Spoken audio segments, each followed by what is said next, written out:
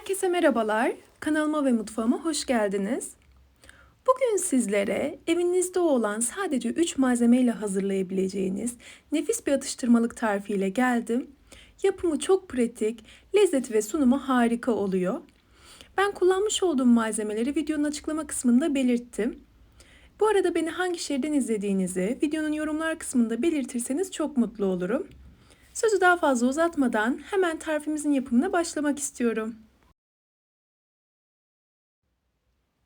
Uzun zamandır evde olan ve bir türlü tüketmediğimiz 175 gramlık kremalı bisküvi vardı. Sizler de evinizde olan herhangi bir bisküvi ile kremasız da olabilir. Bu tarifi hazırlayabilirsiniz. Ben belirttiğim gibi 175 gram ağırlığında gramajında bir bisküvi kullandım. Bisküviyi ilk olarak rondodan geçiriyorum. Miktarı artırabilirsiniz tabii ki. Belirttiğim gibi başında az malzemeli bir tarif zaten.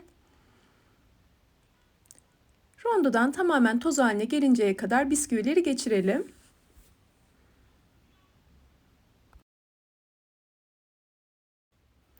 Bisküvileri karıştırma kasesine alalım.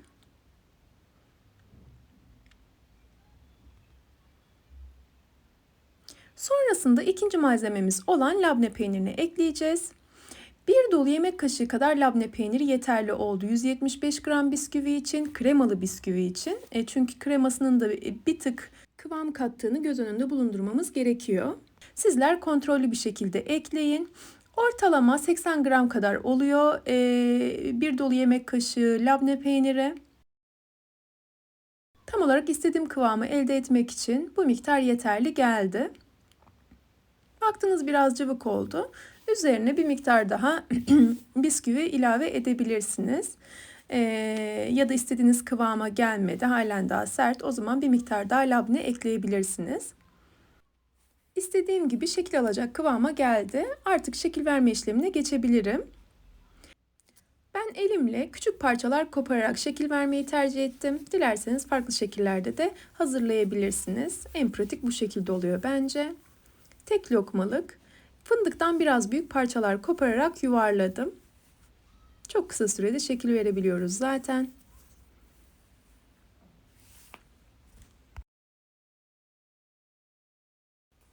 Ayrı bir geniş tabağa bir miktar Hindistan cevizi aldım ve bu hazırladığım topları Hindistan cevizine buladım.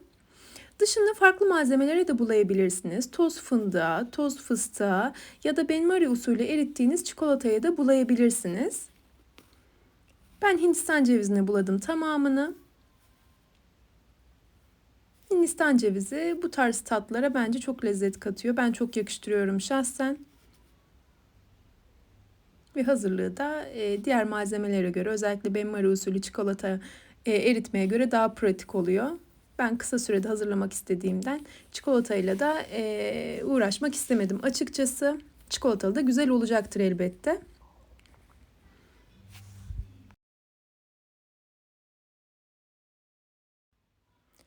Artık şekil verme işlemi bitti. Gördüğünüz gibi 10 dakika bile sürmedi. Şekil verme işlemi, hazırlama ve şekil verme işlemi çok kısa sürede halloldu. Ben geceden hazırlamıştım. Ertesi gün servis ettim. Bu şekilde üzerini streç filmle kapatarak buzdolabına kaldırıyorum. Kapaklı ayrı bir kaba da koyabilirsiniz elinizde varsa. Ertesi günde servis ettim. Normalde 1-2 saat kadar buzdolabında dinlenmesi yeterli olacaktır. Fakat bu tarz tatlılar dinlendikçe güzel oluyor bence. Akşamdan hazırlayabilirsiniz. Şöyle size iç dokusunu da göstermek istiyorum. Çayın, kahvenin yanında ya da iftardan sonra bence harika bir alternatif olabilecek bir tatlı. Muhakkak deneyin derim. Umarım tarifimi denersiniz ve beğenirsiniz. Eğer tarifimi buraya kadar izlediyseniz ve beğendiyseniz aşağıda yer alan beğen butonuna tıklarsanız çok mutlu olurum. Ve hala kanalıma abone değilseniz yine aşağıda yer alan abone ol butonuna tıklayarak yanındaki bildirim ziline basarsanız yeni tariflerimden anında haberdar olabilirsiniz. Yeni tariflerde görüşmek ümidiyle sağlıkla ve afiyetle kalın. Hoşça kalın.